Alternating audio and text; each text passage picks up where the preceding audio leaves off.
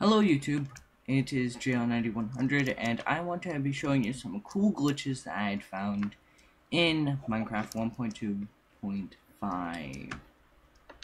The first one I want to show you is one you probably all know if you've seen Zach Scott's, if you watched Zach Scott's video. He calls it the mob balls, I call it Chicken Armageddon. Basically what happens is the chickens get stuck on one block, so they kind of become like a super chicken. So I'll just load it up with a lot of them. So then you just destroy this block, and then they'll go down. All you need is two, and then they'll explode. Watch. It is so cool to watch. Boom! And I opened up a portal to the void just to get rid of, the chickens. You can design this any way you want. If you're not in creative, you could use lava. Though, one note, if you are using lava, you might want to make this 3 thick on all sides.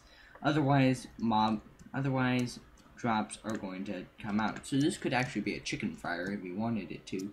Just load up a whole bunch of chickens, have them get fried, and then just take the remains that pop out.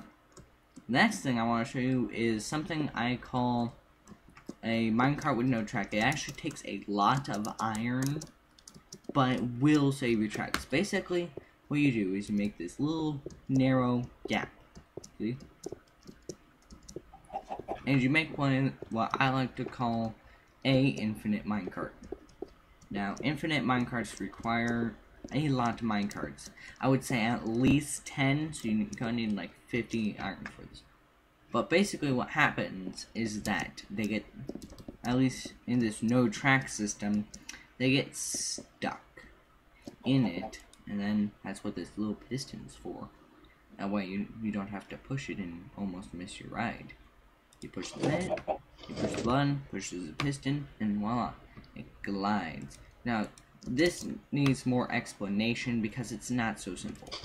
Basically, I'm going to use bricks because it looks better.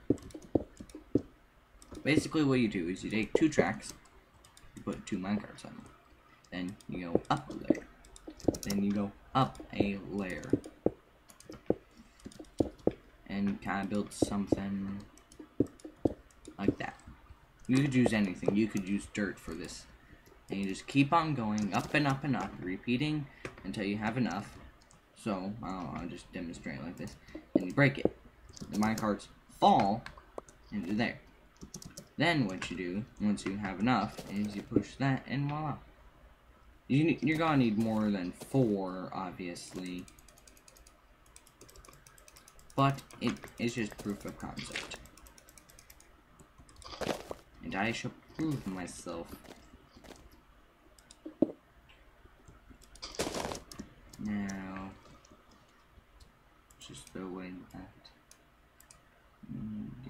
Deliver. You could probably use some, like a lot of sticky pistons and stuff to hook it up so you don't lose the block. But I'm too lazy, and I'll probably design something like that in a later video. So then, just get rid of them. Then you put them back.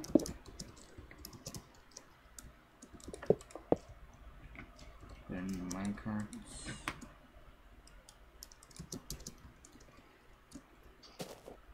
You get rid of it, and then just rinse and repeat the process. I usually like to put 10 in. It just makes it easier. But let's try it with 8. Open it up. Give it a little nudge, maybe. It broke. But it does work. I'll just set up a clever rigging right now. So, like that. And then, sticky piston, you're gonna go there. Like that. Then, whatever block you want to use.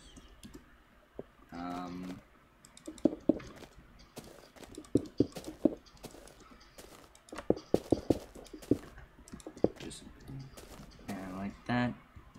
Lever there. This is totally unprofessional, but I don't care.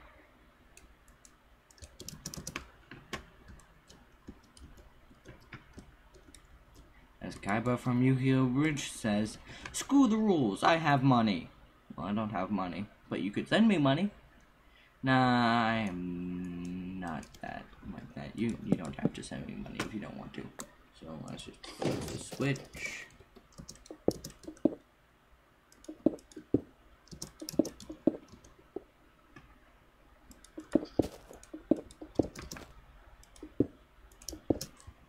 Put in the tracks.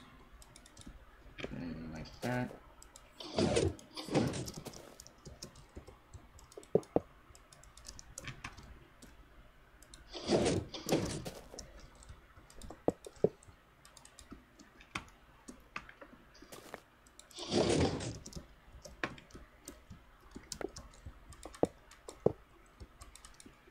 I'll just repeat this a little bit.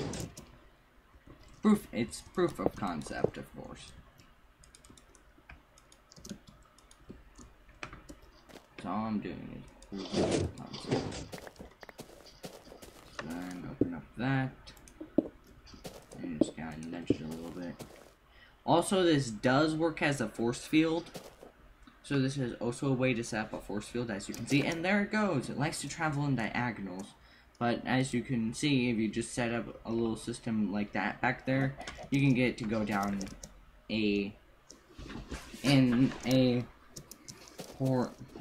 what would you call it? A straight path. That's what you'd call it. I'm not sure if this works for turns, so let me just test that with you guys. If there's anyone actually watching, of course. For all I know, you could just be figments of my imagination. So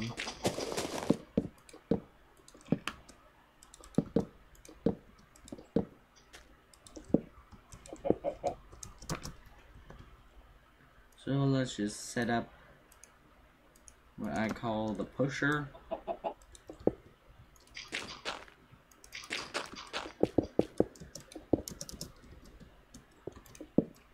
And maybe we could set something up like that. Actually, no. Not really, but let's just test it. So, oh, by the way, you cannot send these off. They need a player entity in them.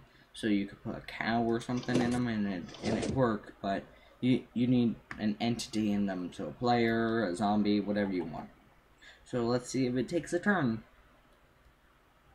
Nope, but what happens if I put a button there? Then yes, it does take a turn. So you could easily just set up so you're carrying a button on you, and you could, you know, make it turn. Requires a little more effort, but you get the gist. That's all I really wanted to show. I also found a way to make it so that you could have something like this. Grabs it, pull it down, push it up in there. That's just one way how you could make a flooring appear. You could set that up some way. I'm not quite sure how it works, but you could set it up so, like, if you have a hole here or something, I don't know, lava, you push it and it gets rid of the lava. I don't know, just something to freak your friends out with. And that's all I have time for, so remember, the mob ball and the ghost. I really hate this thing. Also, you saw me build the way to make the force field, and it does work. So you need more. Oh, look. And you can kind of just break off one of these. And voila. They need to stay connected. By the way, this will